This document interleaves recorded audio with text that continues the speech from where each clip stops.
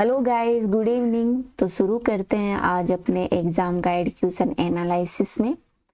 तो दोस्तों, आज अपन इस वीडियो में बहुत ही अच्छे से चर्चा करेंगे अपने एग्जाम गाइड इम्पोर्टेंट क्वेश्चन में। इस लेक्चर में अपन टोटल 9 क्वेश्चनों के बारे में चर्चा करेंगे। तो शुरू करते हैं आज के पहले क्वेश्चन के साथ। तो गाइस, आज का पहला क्वेश्चन है अपना 69वें जो गुणंतरवे राष्ट्रीय फिल्म पुरस्कार में सर्वश्रेष्ठ अभिनेता पुरस्कार किसे दिया गया है? तो बताइए किसे दिया गया है? अल्लू अर्जुन को, अक्षय कुमार को, राजकुमार राव को या फिर विक्की कौशल को? तो अपना गुणंतरवा राष्ट्रीय फिल्म पुरस्कार है वो अपने अल्लू को दिया गया। अल्लू अर्जुन है जो साउथ के एक इम्पोर्टेंट बहुत ही फेमस हीरो हैं, उनको यह पुरस्कार दिया गया है।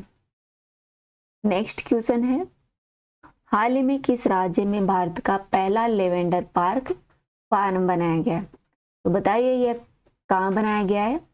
गुजरात, कर्नाटक, यूपी या फिर जम्मू कश्मीर में? इन चारों में से कहाँ बनाया गया? तो गाइस, जो भारत का पहला लेवेंडर फार्म है वो हाल ही में जम्मू कश्मीर में बनाया जा रहा है। लेवेंडर फार्म की चर्चा करें तो ये जम्मू कश्मीर का जो कठुआ जिला है उसका एक गांव है चल्ला गांव, वहां पर ये लेवेंडर फार्म बनाया जा रहा है। लेवेंडर फार्म का मतलब यहाँ पर बैंगनी क्रांति से रिलेटेड है। दोस्तों, यह जो लेवेंडर क्रांति है यह 2016 में केंद्रीय विज्ञान प्रौद्योगिकी मंत्रालय अर्थात जो central science and technology ministry है उसके द्वारा विज्ञान और औद्योगिक अनुसंधान परिषद है अपनी CSIR, science industry research counselling है, उसका एक मिशन है अरोमा मिशन, उसके माध्यम से ये शुरुआत की गई। कौन सा मिशन है? एक अरोमा मिशन है जो अपना किसका है? जो अपना केंद्रीय विज्ञान प्रौद्योगिकी मंत्रालय के तहत जो CSIR आता है, वैज्ञानिक औद्योगिक अनुसंधान परिषद, उसका एक अरोमा मिशन है। इस अरोमा मिशन के तहत ही जो बैंगनी अर्थात जो लेवेंडर क्रांति है उसको सपोर्ट किया जा रहा है, अर्थात उसको शुरू किया जा रहा है, उसका प्रचलन किया जा रहा है।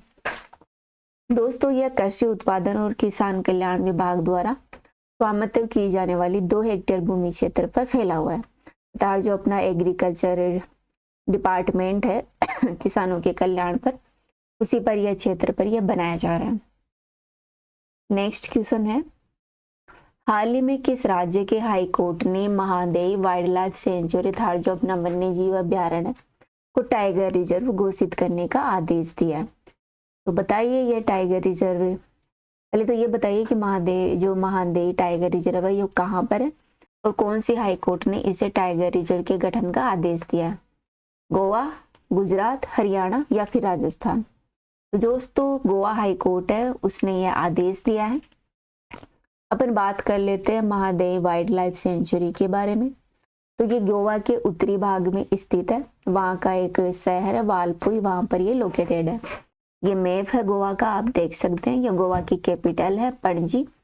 गोवा टच करता है जो अपना ये वाला इलाका है, ये अपना अरेबियन सी है और ये जो क्षेत्र है ये महादेई वाइल्ड लाइफ सेंचुरी का क्षेत्र, ये देखो ये है महादेई वाइल्ड लाइफ सेंचुरी, ठीक है। ये जो गोवा के उत्तर का भाग है वहां पर ये स्थित है। दोस्तों, इस वाइल्ड लाइफ सेंचुरी में वज्रा सकला झरना तथा विरदी झरना प्रमुख रूप से लोकेटेड है, जो इसकी सुंदरता को बढ़ा देते हैं। यहाँ पर 2 झरने हैं, कौन कौन से? वज्रा और विरदी। दोस्तों, यह वज्रा फॉल्स के पास गंभीर रूप से लुप्त प्राय चंबी चोंच वाले जो लंबी चोंच वाले गिद्ध है उनके घोंसलों के लिए जाना जाता है, अर्थात यहाँ पर मुख्य रूप से जो लंबी चोंच वाले गिद्ध पाए जाते हैं।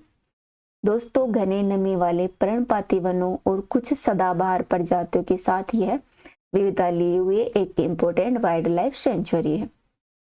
यह दुर्लभ और स्वदेशी संरक्षित वृक्षों के उपवनों के लिए भी यहाँ पर महत्वपूर्ण रूप से स्थान है। दोस्तों, यहाँ पर वनस्पति और जीवों की बात करें अर्थात यहाँ पर कौन कौन से जीव जंतु पाए जाते हैं? तो यहाँ पर मुख्य रूप से भारतीय गौर, बाघ, हिरण, सांबर हिरण, जंगली सुअर, भारतीय खरगोश तथा विभिन्न प्रकार के जीव पाए जाते हैं जो यहाँ की समृद्ध बायोडायवर्सिटी को प्रदर्शित करते हैं। दोस्तों, यह वाइल्ड लाइफ सेंचुरी है जो अपना पश्चिमी घाट है उस स्थान पर आता है। यहाँ पर विभिन्न प्रकारों की सांपों की उपस्थिति के कारण यह पशु चिकित्सकों को आकर्षित करता है।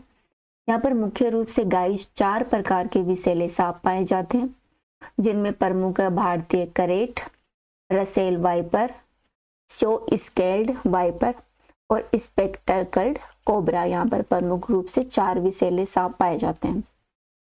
दोस्तों यहाँ पर पक्षियों की भी बहुत सारी प्रजाति पाई जाती है, जैसे कि यहाँ पर मालाबार तोता और रूफस बेवलर है। ये महत्वपूर्ण पक्षी है जो कि यहाँ पर पाए जाते हैं और ये पक्षी अपने अंतर्राष्ट्रीय स्तर पर एक महत्वपूर्ण स्थान रखते हैं। दोस्तों यह क्षेत्र है वो गोवा में जो बाघों के संरक्षण के लिए भी आवास उपलब्ध कराता है, अर्थात यहाँ पर बाघ भी मुख्य रूप से रह सकते हैं, जो टाइगर है वो भी रह सकते हैं। बात करें इस वाइल्ड लाइफ सेंचुरी के भौगोलिक क्षेत्र की, तो ये गोवा की प्रमुख 3 चोटियां हैं वहां पर फैला हुआ है। गोवा की 3 चोटी कौन कौन सी हैं? सोनसोगोर, तलावचे सदा और वागेरी। ये प्रमुख चोटी है गोवा की। उन क्षेत्रों पर महादेवी वाइल्ड लाइफ सेंचुरी फैली हुई है, तो सोंगोर, तालवचे सदा और बागेरी। दोस्तों गोवा की जीवन रेखा है महादेवी नदी, जो कि कर्नाटक से निकलती है और इस अभ्यारण्य से बहती हुई पणजी में अरब सागर में मिल जाती है। ठीक है, गोवा की लाइफलाइन कही जाती है जो महादेवी नदी है। ध्यान रखना ये पश्चिमी घाट की तरफ प्रवाहित होने वाली प्रमुख नदी है, ना कि ये पूर्वी घाट की तरफ जाती है। मुख्य तौर पर गाइस जो भारत की जो नदियां हैं वो पूर्वी घाट से होती हुई बंगाल की खाड़ी में गिरती है, लेकिन जो महादेवी नदी है उसको ध्यान रखना ये कर्नाटक से निकलती है और गोवा होती हुई अरब सागर में गिर जाती है। और ये जो अपना महादेव वाइल्ड लाइफ सेंचुरी है उसको जीवन प्रदान करती है, वहां से निकलती है और वहां पर सुंदरता को बढ़ा देती है। दोस्तों नेक्स्ट क्वेश्चन की बात करते हैं।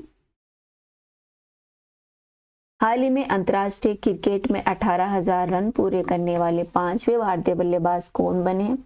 बताइए कौन है? हार्दिक पांड्या है, सूर्य कुमार यादव है, या रोहित शर्मा है, या फिर मोहम्मद सिराज है? तो ये कौन है? इसका आंसर है रोहित शर्मा। नेक्स्ट क्वेश्चन है, राजस्थान के किस नगर में प्रसिद्ध मीनाकारी गहने बनाए जाते हैं? तो बताइए अजमेर, सीकर, जयपुर या फिर उदयपुर में मीनाकारी गहने बनाए जाते हैं। कहाँ बनाए जाते हैं राजस्थान में प्रसिद्ध मीनाकारी गहने? दोस्तों राजस्थान में जो मीनाकारी गहने हैं वो अपने जयपुर में बनाए जाते हैं। राजस्थान का जो जयपुर घराना है वो मीनाकारी के लिए बहुत ही महत्वपूर्ण स्थान रखता है। इतिहास में इसका महत्वपूर्ण नाम आता है। दोस्तों राजस्थान के जयपुर में प्रसिद्ध मीनाकारी गहने बनाए जाते हैं, इसलिए मीनाकारी कार्य के लिए जयपुर को महत्वपूर्ण रूप से पूरे विश्व में या भारतीय स्तर पर जाना जाता है।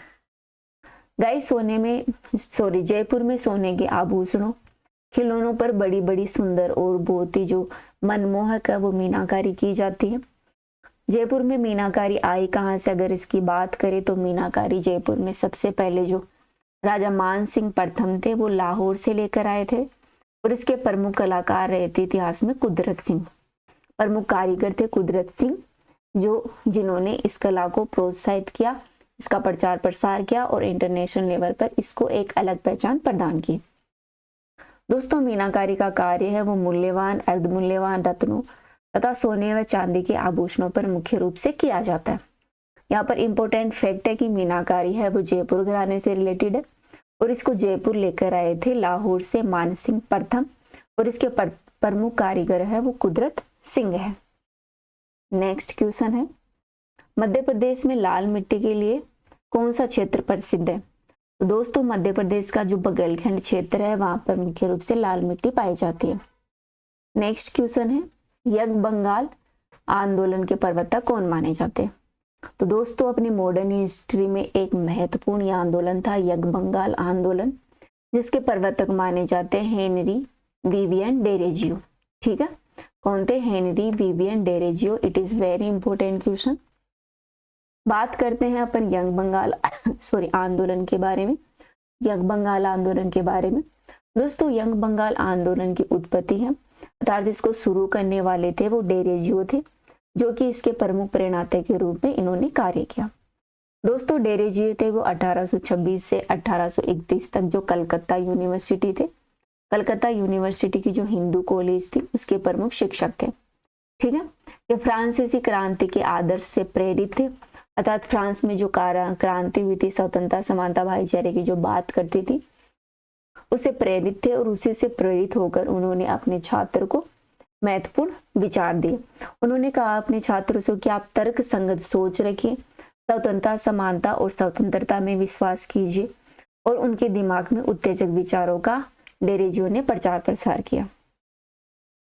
दोस्तों, उनके छात्रों, जिन्होंने बाद में डेरेजियन के नाम से भी जाना जाता है, ने डेरेजियो के विचारों तथा शिक्षाओं को बंगाल तक पहुंचाने में महत्वपूर्ण काम किया। दोस्तों, डेरेजियो का कहना था कि जो रूढ़िवादी प्रथाएं हैं वो समाज के लिए घातक है, इसीलिए डेरेजियो ने जो समाज में प्रचलित जो रूढ़िवादी प्रथाएं थी उनकी आलोचना की तथा महिलाओं के अधिकारों की वकालत की। इनको मानना था कि महिलाएं समानता के अधिकार हैं, उनको उनके अधिकार दिए जाने चाहिए। साथ ही वे प्रेस की स्वतंत्रता का समर्थन करते थे। उनका कहना था कि अगर प्रेस में स्वतंत्रता होगी तो जनता जागरूक होगी। साथ ही वे जमींदारों के खिलाफ रियायतों का समर्थन करते थे, अर्थात किसानों के बारे में वो अच्छा खासा सोचते थे। उन्होंने उच्च सरकारी कार्यालय में भारतीय नियुक्तों के पक्ष में तर्क दिया। उस समय जो उच्च सरकारी कार्यालय थे, जो गवर्नमेंट ऑफिस थे, वहां पर जो भारतीयों की नियुक्ति नहीं हो पाती थी, उन इसका विरोध करते हुए डेरेजियो ने कहा कि ये जो उच्च सरकारी कार्यालय हैं इनमें भारतीय लोगों की नियुक्ति की जानी चाहिए। इसके बहुत पक्ष में थे। ठीक है, इसी कारण डेरेजियो को अपने राष्ट्र कवि के नाम से भी जाना जाता है। इनका भारतीय जो स्वतंत्रता आंदोलन था उनमें लोगों को शिक्षित करने में महत्वपूर्ण योगदान रहा है। ठीक है, नेक्स्ट क्वेश्चन की चर्चा करते हैं। मुंबईइना नामक पद्य शैली का जन्मदाता किसे माना जाता है?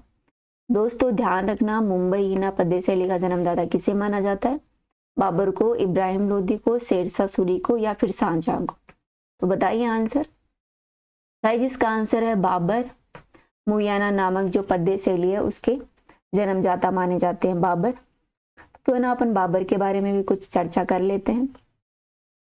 दोस्तों, बाबर है जो कि मुगल साम्राज्य का संस्थापक था और ये प्रथम शासक माना जाता है भारत में। ठीक है, इनका जन्म मध्य एशिया के वर्तमान उज्बेकिस्तान में हुआ था और ये है तैमूर चंगेज खान के वंशज माने जाते हैं। बताइए, भारत में मुगल साम्राज्य का संस्थापक कौन था? अर्थात भारत में मुगल साम्राज्य की नींव रखने वाला प्रमुख शासक कौन था? वो बाबर था, जिनका जन्म मध्य एशिया में वर्तमान के उज्बेकिस्तान में हुआ था। और ये तैमूर तथा जो चंगेज खान थे उनके वंशज माने जाते हैं। दोस्तों, इन्हीं के द्वारा मुयाना नामक पद्धति शैली का विकास किया गया था। गाइस, इन्होंने 1504 में काबुल को और 1507 में कंधार को जीत लिया तथा बादशाह की उपाधि धारण कर ली। अर्थात इन्होंने काबुल को और कंधार को जीतकर भारत से बादशाह की उपाधि धारण की। दोस्तों, बाबर ने 1519 से 1526 तक भारत में 5 बार अटैक किया। कितनी बार किया? 5 बार अटैक किया भारत पर। और 1526 में पानीपत की लड़ाई में दिल्ली सल्तनत के जो अंतिम शासक थे इब्राहिम लोदी को हराकर इन्होंने भारत में मुगल साम्राज्य की नींव रख दी। तो ध्यान रखना, भारत में मुगल साम्राज्य की नींव कब रखी गई? ये रखी गई थी अपने 1526 में। जब 1526 में गाइस क्या हुआ था कि पानीपत की प्रथम लड़ाई हुई थी। यह पानीपत की प्रथम लड़ाई हुई थी इब्राहिम लोदी और बाबर के बीच में हुई थी, जिसमें लोदी वंश की करारी हार हुई, अर्थात इब्राहिम लोदी हार गए और इस हार ने जो लोदियों का शासन समाप्त हो गया तथा दिल्ली सल्तनत पर मुगलों का अधिकार हो गया और भारत पर मुगलों का शासन स्थापित हो गया। दोस्तों, बाबर ने 1957 में खानवा का युद्ध, 1928 में चंदेरी का युद्ध और 1929 में घग्गर के युद्ध को जीतकर राज्य को सुरक्षित कर लिया। तो ध्यान रखना, इन्होंने मुख्य रूप से 4 युद्ध लड़े थे। 1526 में लड़ा इन्होंने पानीपत का युद्ध, फिर 1 साल बाद में लड़ा 1557 में खानवा का युद्ध, फिर इसके 1 साल बाद में लड़ा 1528 में चंदेरी का युद्ध और 1 साल बाद वापस लड़ लिया 1529 में घग्गर का युद्ध। तो 1526 से 29 के बीच में इन्होंने मुख्य रूप से 4 युद्ध लड़े और उन चारों युद्धों को जीतकर भारत में मुगल साम्राज्य की नींव डाल दी। दोस्तों, 1530 में इनकी मृत्यु हो गई थी और इनकी मृत्यु के बाद में इनका पुत्र हुमायूं राजा बनता है। फिर हुमायूं के बाद में अपना अकबर आ जाता है, जहांगीर आ जाता है, शाहजहां, दारा शिकोह, औरंगजेब, ये प्रमुख मुगल साम्राज्य के राजा रहे। नेक्स्ट क्वेश्चन की बात करते हैं। निम्नलिखित में से कौन सा सबसे सूखा स्थान है? तो दोस्तों बताइए, मुंबई, दिल्ली, बेंगलुरु या लेह, इनमें से भारत का सबसे सूखा स्थान कौन सा माना जाता है? तो दोस्तों सोच सकते हैं हम, जैसे कि मुंबई में, दिल्ली में, बेंगलुरु में आपने सुना होगा यहाँ पर बाढ़ आती रहती है, तो आप कॉमन सेंस से भी इसका आंसर दे सकते हैं। तो लेह है वो भारत का मुख्य सूखा क्षेत्र है, अतः यह बर्फीला इलाका है जो इसे शुष्क बर्फ वाला जो रेगिस्तान है वो कहा जाता है। ये सबसे सूखा इलाका है, यहाँ पर पानी की मात्रा बहुत कम है। ठीक है, ये आपके आंसर की दे रखी है, आप आंसर मिला सकते हैं। तो इस वीडियो में इतना ही, नेक्स्ट वीडियो में फिर मिलते हैं। Thank you.